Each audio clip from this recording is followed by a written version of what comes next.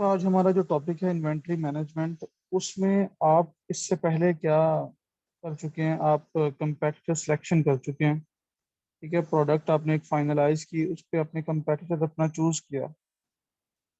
आपका जो कंपेटिटर है इसमें से होता ही है कि आप अपने कंपेटिटर की सेल्स को मैच करने की कोशिश करेंगे। तो कंपेटिटर की सेल्स कर जब कंपेटिटर की सेल्स को मैच करना है तो उसकी इन्वेंट्री को भी देखना पड़ेगा फिर हमें।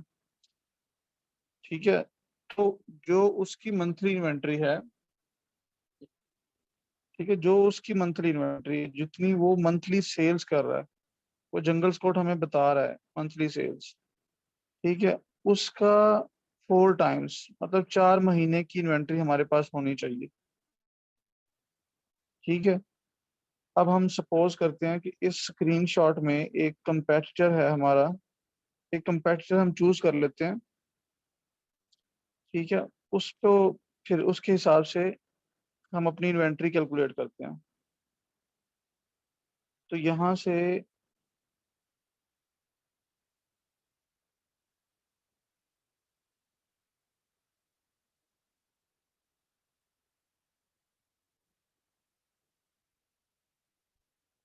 कंपेटिटर हम चूज कर लेते हैं।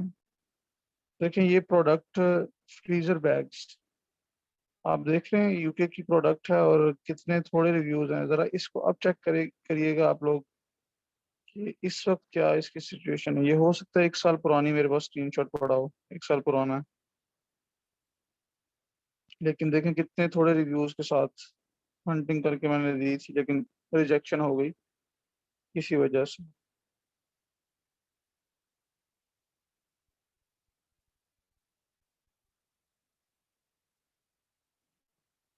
अच्छा, एक बंदा है 10,000 पाउंड की सेल कर रहा है, मंथली रेवेन्यू उसका 10,000 पाउंड है। ठीक है, ये नंबर 7 पे है। तो मैं इसको अपना कंपेटिटर चूज कर रहा हूँ।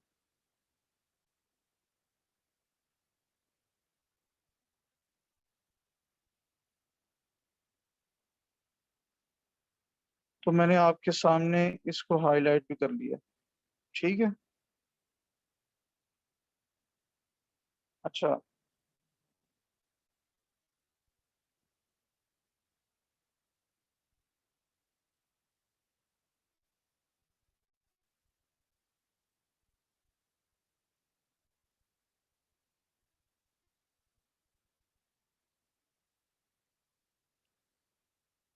जी, तो आपके सामने स्क्रीन पे आपको नजर आ रहा है ये बंदा जो हमने अपना कंपेटिटर चूज किया है, उसकी कितनी सेल्स है। मंथली सेल्स कितनी है जी उसकी? 690। ठीक है। अब इसको मैंने कंपेटिटर चूज क्यों किया है? इसका मैंने रेवेन्यू देखा है। ठीक है, और रिव्यूज इसके काफी कम हैं जो कि अचीवेबल हैं। रेटिंग इसकी 5 है।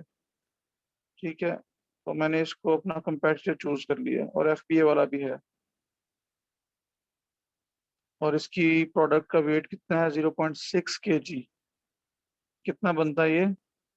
600 ग्राम बनता है वैसे। हमारे क्राइटेरिया से ज्यादा है ये। लेकिन चले, हम इस वक्त देख रहे हैं इन्वेंट्री को। 690 पीसीस पर मंथ ये सेल कर रहा है। तो इसकी 4 मंथ की इन्वेंट्री कितनी हो जाएगी? Almost 2760 pieces. तो 2700 2800 पीसेस बन जाएंगे। ठीक है। इतनी इन्वेंट्री, 4 मंथ की इन्वेंट्री हमें रिक्वायर होती है। कम से कम 4 महीने की इन्वेंट्री हम फर्स्ट शिपमेंट में लेके जाएंगे। तो ये एक मेथड है जिसके थ्रू हम इन्वेंट्री कैलकुलेट करते हैं। ठीक है।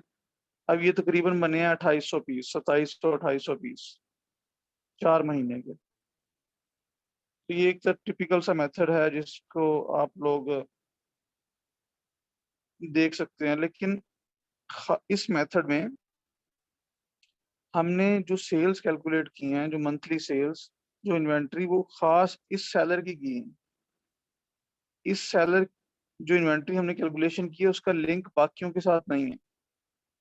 ठीक है। हमने खास एक बंदे की इन्वेंट्री को देखते हुए हिसाब लगाया है जी कि 2800 पीस होने चाहिए। कम अज कम। चलिए आप इसको राउंड अप करते हैं तो 3,000 भी कह सकते हैं, ठीक है। अच्छा, अब हम क्या करते हैं, एक मेथड और है, उसको देखते हैं। ठीक है, उसमें बाकी सब लोगों के साथ, उसमें किसी खास एक को हम पॉइंट नहीं करेंगे। ठीक है, तो उसको जरा देखते हैं, उसको जरा आपने गौर से देखना आप। देखिए, हमारी कोशिश होगी कि हम टॉप 10 में आके बैठें। ये टॉप 15 समझ लें आप। इस पेज पे आपको 15 सेलर नजर आ रहे हैं, 16। ठीक है, तो आप टॉप 15 में बैठने की कोशिश करेंगे। टॉप 15 16 का मतलब होता है फर्स्ट पेज। ठीक है,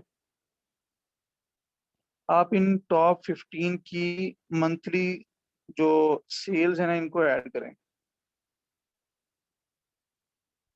हाँ जी, मैं इसको ऐड करता हूँ, कैलकुलेटर निकालता हूँ। ठीक है, इनकी मंथली सेल्स को जरा हम, उसका एवरेज चाहिए हमें। अच्छा जी, तो फर्स्ट वाला पर्सन है 2340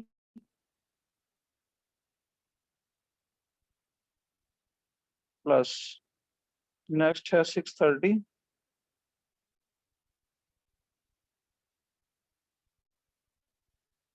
अच्छा जी, उसके बाद है 1551।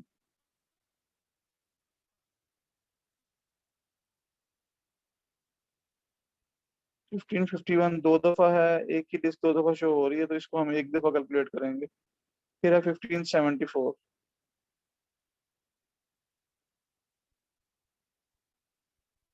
अच्छा जी, 1352।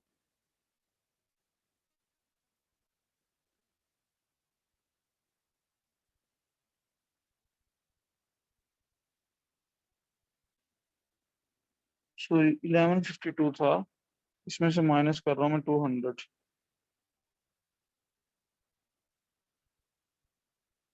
ठीक है जी, आगे है 690, उसके बाद है 391,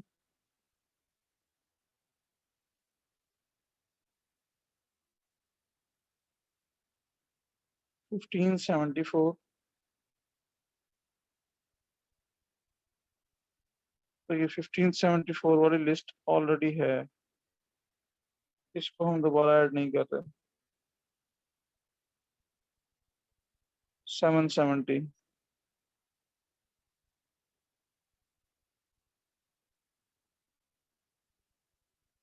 1046।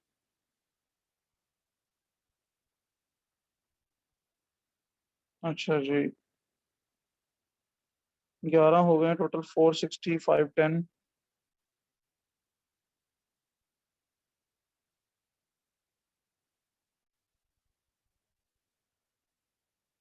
90, 315।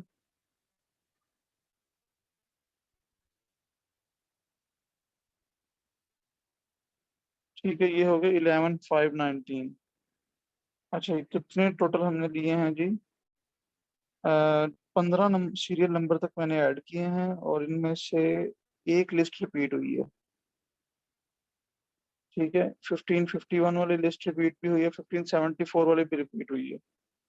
तो हम 16 वाला बंदा भी इसमें ऐड कर लेते हैं, वो है 180।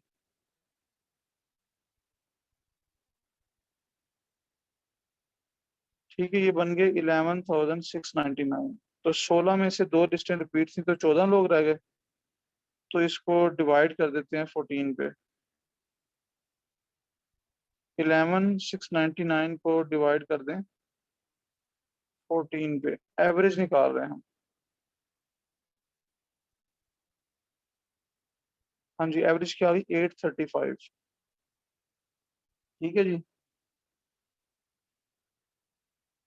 835 पीसेस एवरेज निकली है टॉप 16 लोगों की।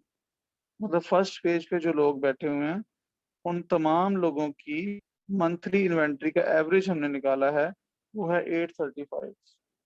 तो इसको अपने पास लिख लें। अच्छा जी, 835 है एक महीने की इन्वेंट्री एवरेज। इसको डिवाइड कर दें 30 पे, डिवाइड कर दें 30 पे,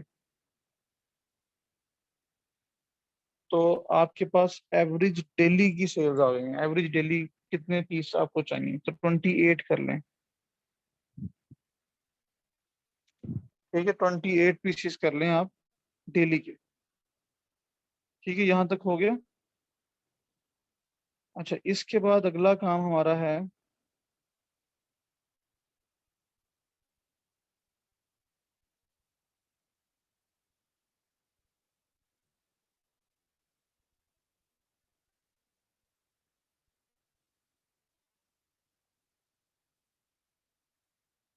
अच्छा ये कुछ फैक्टर्स हैं, इनको हमने देखना है।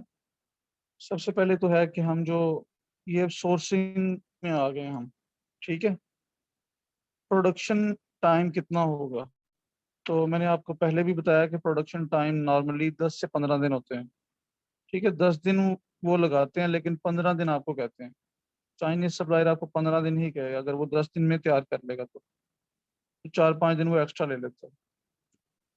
15 दिन प्रोडक्शन टाइम, ये आपके ऑर्डर प्लेस करने के बाद से होता है, जब आपका वो स्टॉक रेडी करते हैं। इंस्पेक्शन, जब आपका स्टॉक रेडी हो जाता है, प्रोडक्शन हो जाती है, तो आप इंस्पेक्शन करवाते हैं उसको। ठीक है, इंस्पेक्ट करवाएंगे वहां उठाने से पहले, तो आप कोई 5 दिन का टाइम उसको भी दे दें। ठीक है, और उसके बाद शिपिंग में जब जाती है प्रोडक्ट, तो कम से कम 45 डेज का मार्जिन आपको देना पड़ेगा। ठीक है, 45 डेज लग जाते हैं जब आप ओशन शिप करते हैं, चाहे आप यूएसए भेजें, चाहे आप यूके भेजें। ठीक है, इतना टाइम लग जाएगा। फिर बफर में लिखा है 10 डेज। ये बफर क्या है, ये है आपकी इन्वेंट्री को आप थोड़ा सा मार्जिन दे रहे हैं कि 10 दिन ऊपर नीचे हो सकते हैं, इसलिए 10 दिन आप उसके भी डालेंगे। ठीक है, ये एक्स्ट्रा डेज हम डाल रहे हैं, 10 दिन। ठीक है, हो सकता है समटाइम आपकी इन्वेंट्री लेट हो जाती है, प्रोडक्शन में ऊपर टाइम लग जाता है, तो ये बफर में आप 10 दिन डाल देंगे। उसके बाद आ जाता है लॉन्च का टाइम। ठीक है, लॉन्च जो है कम से कम 20 दिन ले लेती है लॉन्च। ठीक है, लॉन्च मतलब स्टार्ट होने में, लॉन्च को करने में 20 दिन का टाइम आप इसको यहाँ पर दे दें। तो ये टोटल दिन कितने बन गए,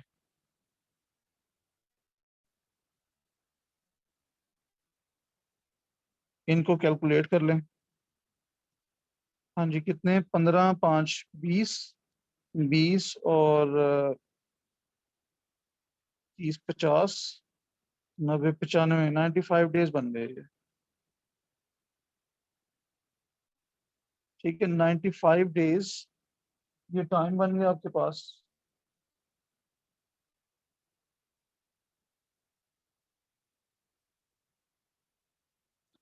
अच्छा, अब 95 डेज आपने बनाए।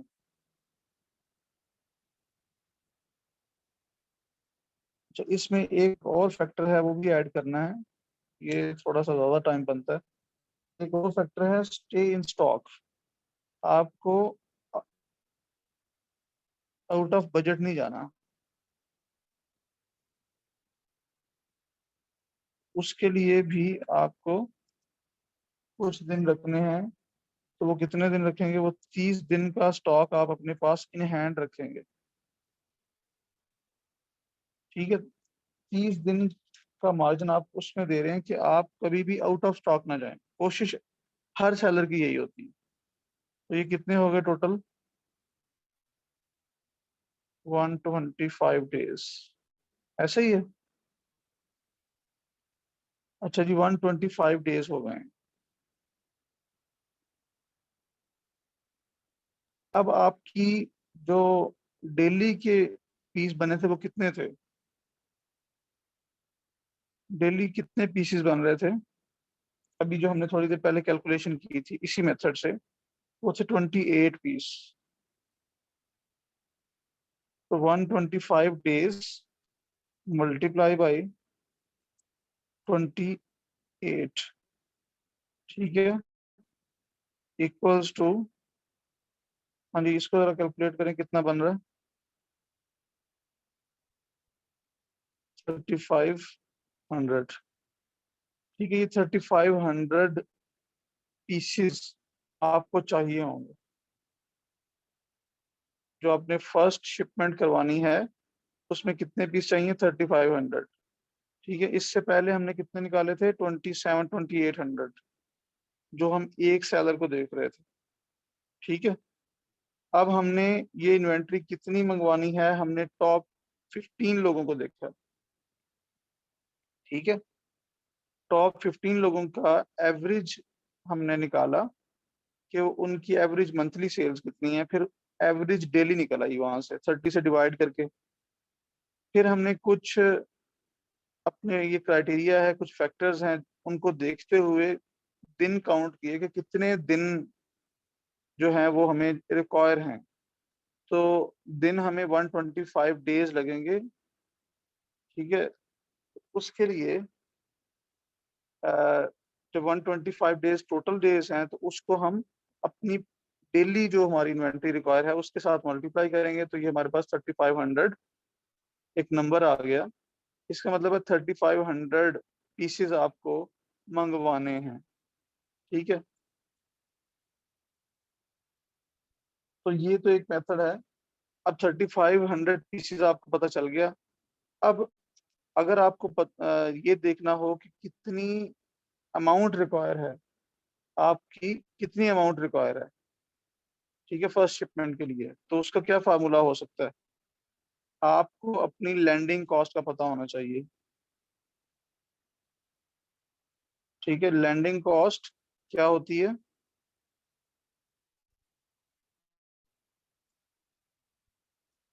आपकी लैंडिंग कॉस्ट सपोज करें इस प्रोडक्ट में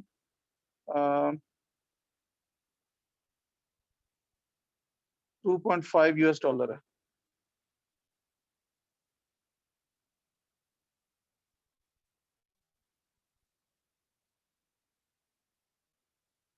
स्टे इन स्टॉक का मतलब है इन्वेंट्री आपकी वेयर हाउस में ही पड़ी है, ठीक है। वो 30 डेज का मार्जिन आप दे रहे हैं कि आपके पास इन्वेंट्री आउट ऑफ स्टॉक ना जाए। ये सारा स्टॉक है अमेजोन के वेयर हाउस में ही।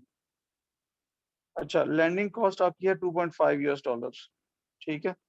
लैंडिंग कॉस्ट होती क्या है? आप चाइना से चीज परचेज करेंगे, उसको पैक करवाएंगे, उसको फिर वहां से इंस्पेक्ट करवाने के बाद आप उसको अमेजोन के वेयर हाउस जो यूएसए में होगा या यूके में होगा, जिस भी मार्केट में आप लॉन्च कर रहे हैं, ठीक है, वहां तक पहुंचाने में जितना आपका एक्सपेंस आता है वो लैंडिंग कॉस्ट कहलाता है, ठीक है। अब लैंडिंग कॉस्ट आपकी जो भी है उस, अब कितने टोटल कॉस्ट कितनी आएगी फर्स्ट इन्वेंट्री की?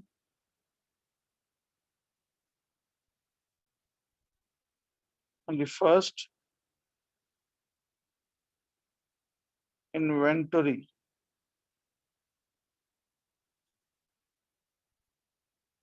कॉस्ट इक्वल हो जाएगी 3500 मल्टीप्लाई बाई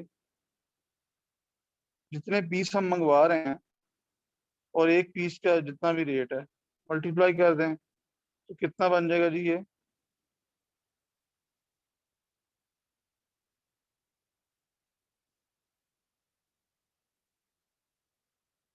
कितना बना ये? 8750, ठीक है जी। ये 8750 ये किस में होगी? ये करेंसी है, यूएस डॉलर में होगी, ठीक है। आपको इतनी अमाउंट चाहिए फर्स्ट इन्वेंट्री को परचेज करने के लिए, ठीक है। इस तरह से भी आप इन्वेंट्री मैनेज कर सकते हैं, या इन्वेंट्री का कैलकुलेशन कर सकते हैं, और ये उससे ज्यादा वैलिड है। अब इसमें हमने टॉप 15 का किया था, ठीक है। अगर हम चाहते हैं कि हम टॉप 5 में तो नहीं बैठ सकते, हमारा बजट इतना नहीं है, तो या टॉप 5 वाले ज्यादा competitive लोग बैठे हैं, तो हम क्या करेंगे, टॉप 5 को छोड़ के नेक्स्ट 15 कर लेंगे। तो ये हम कर सकते हैं। ठीक है, अगर आपका बजट आउट ऑफ बजट हो रहा हो तो आप क्या करेंगे, टॉप 5 को छोड़ देंगे, 6 से लेकर नेक्स्ट 20 तक 15 लोगों को काउंट कर लें। ठीक है, आप अब आप क्या कह रहे हैं, अब आप सोच रहे हैं कि आप उन 20 लोगों 15 लोगों में जाके कहीं पे पोजीशन बनाएंगे अपनी, और उनके हिसाब से इन्वेंट्री कैलकुलेट कर रहे हैं। ठीक है, टॉप 5 आपकी रेस में नहीं है। इस तरह से आप अपनी इन्वेंट्री कैलकुलेट कर सकते हैं। ठीक है, अब अगर हम इसके टॉप 5 छोड़ दें तो डेफिनेटली ये नंबर नीचे आ जाएगा। ठीक है, ये जो मंथली इन्वेंट्री है वो भी कम हो जाएगी, और उसके हिसाब से आप लैंडिंग कॉस्ट को मल्टीप्लाई करेंगे तो जाहिर है जो फर्स्ट इन्वेंट्री की कॉस्ट है वो भी कम हो जाएगी। ठीक है, ये है कोई भी चीज बेचने का आ, 2 मेथड होते हैं, एक होता है पुल, एक होता है पुश। पुल है जिस तरह से चल रहा है उसके साथ ही चलना है आपको। ठीक है, मतलब ये अभी हमने जो इन्वेंट्री कैलकुलेट की है इसमें हमने अपनी तरफ से कुछ भी ऐड नहीं किया, मतलब ये सिस्टम का हिस्सा है सब कुछ, और इतनी सेल्स आ रही हैं और बस। ठीक है, आप खुद से कुछ भी नहीं डिसाइड नहीं कर रहे कि कितने बेचने हैं आपने। ठीक है, इतने पीसेस ऑटोमेटिकली वहां पे बिक रहे हैं, लोग आ रहे हैं, ले रहे हैं। एक होता है पुश मेथड। पुश मेथड में आप पहले से डिसाइड करते हैं कि आपने इतने पीस बेचने हैं, उसको थोड़ा कहते हैं एग्रेसिव अप्रोच। एग्रेसिव अप्रोच के साथ अब जब आप जाते हैं तो आप डिसाइड करते हैं कि आपको कितने पीस बेचने हैं डेली। यहाँ 28 बने हैं, तो अगर आप कहते हैं कि जी 28 नहीं, मुझे तो 35 पीस बेचने हैं डेली के, उसके हिसाब से फिर आपको स्ट्रेटेजी बनानी पड़ेगी। ठीक है, उसको हम डिस्कस करेंगे, लेकिन अभी आप लोग सिर्फ इसी मेथड से ये इन्वेंट्री कैलकुलेशन को इसको जरा देखें कि कैसे है। इसमें आप ऊपर नीचे करके देख लें कि मतलब पहले 5 छोड़कर अगले 5, और नेक्स्ट टाइम भी इसी तरह से ही कैलकुलेट होगी। जो नेक्स्ट इन्वेंट्री है वो भी इसी तरह से ही कैलकुलेट होगी। ठीक है, मतलब ये फर्स्ट इन्वेंट्री थी, वो सेकंड जो आएगी वो भी ऐसे ही आएगी। तो ये सारे जितने फैक्टर्स हैं, जितने दिन लगने हैं, वो अगली शिपमेंट को भी लगेंगे। ठीक है, तो अगली इन्वेंट्री भी ऐसे ही आएगी।